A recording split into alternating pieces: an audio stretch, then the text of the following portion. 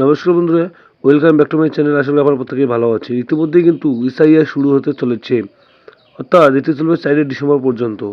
আপনার 2002 সালের লিস্টে নাম আছে কিংবা নাম নেই, এছাড়া বিবাহিত মহিলাদের জন্য কী করতে হবে, সমস্ত প্রশ্ন উত্তর এই ভিডিওতে। তাই ভিডিওটি স্ক্রিন রাখুন, সম্পূর্ণ দেখুন এবং চ্যানেলে নতুন হলে অবশ্যই সাবস্ক্রাইব করে বেল আইকনটি অন করে দেবেন এবং ফেসবুক থেকে দেখলে অবশ্যই ফলো বাটন অন করে দেবেন। এসআইআর দেখুন, স্পেশাল ইন্টেন্সিভ রিভিশন, অর্থাৎ নির্বাচন কমিশন এটির মাধ্যমে গোটা পশ্চিমবঙ্গ কিংবা ভারতবর্ষের মধ্যে ভোটারের নিবিড় সমীক্ষা করবেন। এই এসআইআর ক্ষেত্রে আপনাদের প্রয়োজনীয় যে ডকুমেন্টগুলো আছে সেগুলো কিন্তু সাবমিট করতে হবে। কী সেই ডকুমেন্ট দেখুন, এখানে বলা হয়েছে এসআইআর 2025 ফর ওয়েস্ট বেঙ্গল, অর্থাৎ ওয়েস্ট বেঙ্গলের ক্ষেত্রে কী কী ডকুমেন্ট আপনাকে দিতে হবে। যদি আপনার 2002 সালের লিস্টে নাম থাকে তাহলে আপনাকে কী প্রুফ সাবমিট করতে হবে, কিংবা 2002 সালের লিস্টের নাম নেই তাহলে আপনাকে কী দিতে হবে। এছাড়া আপনার এখানে কিছুই নেই, অর্থাৎ আপনার নাম নেই বা আপনাদের বংশের কারোর নাম নেই, তখন আপনি কী করবেন, কী কী জরুরি কাগজপত্র লাগবে এবং এই এসআইআরের যে খসড়া তালিকা এটি কিন্তু পাবলিশ হবে 9 তারিখে। যদি আপনার সেই খসড়া তালিকার নাম না থাকে তাহলে কিন্তু আপনাকে ইআরও অফিস থেকে কিন্তু ডেকে নেবে আপনার প্রয়োজনীয় ডকুমেন্ট সহকারে। কী কী কাগজপত্র জরুরি কোন কোন বয়সের ভোটারদের জন্য, অর্থাৎ এখানে কোন বয়সের ভোটারদের জন্য কী কাগজ লাগবে সমস্ত ডিটেলস কিন্তু বলা হয়েছে। বলা হয়েছিল যাদের নাম, অর্থাৎ যে সমস্ত ভোটারদের নাম 2025 ও 2002 সালের ভোটার লিস্টে আছে, অর্থাৎ যাদের নাম 2025 এবং 2002 সালের ভোটার লিস্টে আছে, শুধু তাদের 2002 সালের ভোটার লিস্টে জেরক্স এর পাতা এবং 1 কপি ছবি লাগবে। অর্থাৎ এখানে বলা হয়েছে আপনাকে যেহেতু ফর্ম 2টি দেওয়া হবে তার জন্য কিন্তু আপনাকে 2 কপি ছবি লাগবে। 1 কপি ছবি ফর্ম সহকারে আপনাকে যে বিএলও ফর্ম দেবে তিনি নিয়ে যাবেন এবং 1 কপি ছবি আপনার কাছে যে ফর্ম থাকবে সেখানে লাগাতে হবে। এছাড়া বলা হয়েছে যাদের জন্ম তারিখ 1/7/1987 আগে কিন্তু 2002 সালে ভোটার লিস্টের নাম নেই, অর্থাৎ যারা জন্ম 1987 আগে হয়েছিলেন কিন্তু 2002 সালে ভোটার লিস্টের নাম নেই, তাদের ক্ষেত্রে কী ডকুমেন্ট লাগবে।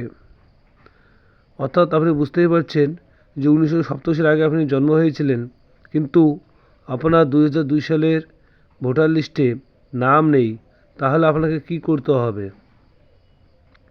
বলা হয়েছে বাবা এবং মায়ের, অর্থাৎ আপনার যে পিতা এবং আপনার যে মাতা আছে তার যদি 2002 সালের ভোটার লিস্টের নাম থাকে, অর্থাৎ আপনি জন্মগ্রহণ করেছিলেন 1987 সালের আগে এবং 2002 সালে যখন আপনার লিস্টে নাম নেই তখন কিন্তু আপনাকে আপনার বাবা এবং মায়ের 2002 সালের ভোটার লিস্টটি সাবমিট করতে হবে। 2002 সালের ভোটার লিস্টটি কিন্তু আপনাকে দিয়ে দিতে হবে। এরপরে বলা হয়েছিল আপনার একটি জরুরি কাগজ, অর্থাৎ আপনার যে কোনো একটি ডকুমেন্ট দিতে হবে এবং 1 কপি ফটো লাগবে। অর্থাৎ এখানে 1 কপি ফটো যে ফর্ম আপনাকে বিএলও দেবে তিনি নিয়ে যাবেন এবং 1 কপি ফটো আপনার সাথে থাকবে। অর্থাৎ আপনি বুঝতেই পারছেন যে 87 আগে জন্ম হয়েছে কিন্তু 2002 সালে ভোটার লিস্টে নাম নেই, তাহলে কিন্তু আপনার বাবা মার ভোটার লিস্টটি দিতে হবে। এছাড়া বলা হয়েছে যে যাদের জন্ম তারিখ 1/7/1987 থেকে 2/12/2004 মধ্যে, অর্থাৎ যাদের জন্ম তারিখ 1/7/1987 থেকে 2/12/2004 মধ্যে, অর্থাৎ যারা এখানে 87 পরে এবং 2004 আগে, অর্থাৎ এই সময়টিতে জন্মগ্রহণ করেছিলেন, তাদের কিন্তু 2002 সালে ভোটার লিস্টে নাম নেই।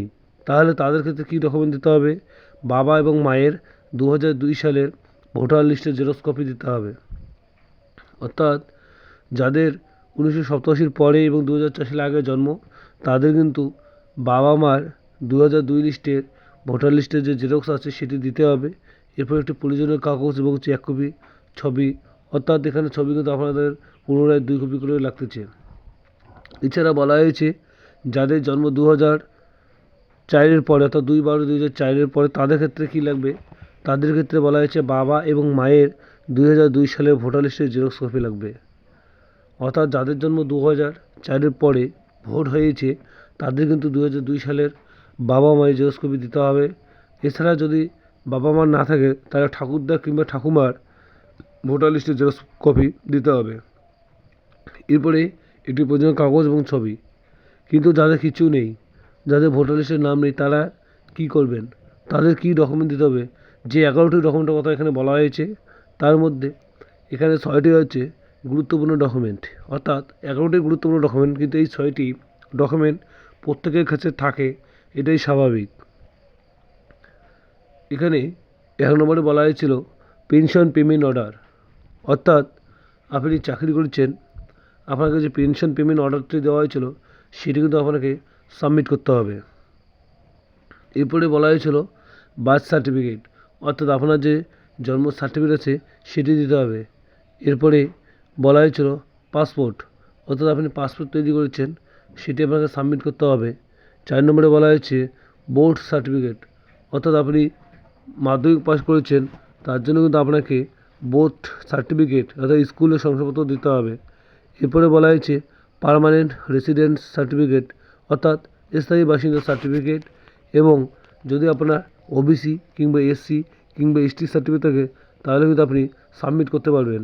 এছাড়া বিবাহিত মহিলাদের ক্ষেত্রে কিন্তু বাবা মার ভোটার লিস্টের কাগজটি লাগবে, এবং তার সঙ্গে যদি স্বামীর ভোটার কার্ড থাকে তাহলে কিন্তু স্বামীর ভোটার কার্ডটি লাগবে। এছাড়া বিবাহিত মহিলাদের ক্ষেত্রে কিন্তু 2 কপি ছবি লাগবে। এই হচ্ছে গুরুত্বপূর্ণ ডকুমেন্টগুলো। আশা করি ভিডিওটি ভালো লেগেছে। আপনারা সুস্থ থাকবেন, ভালো থাকবেন।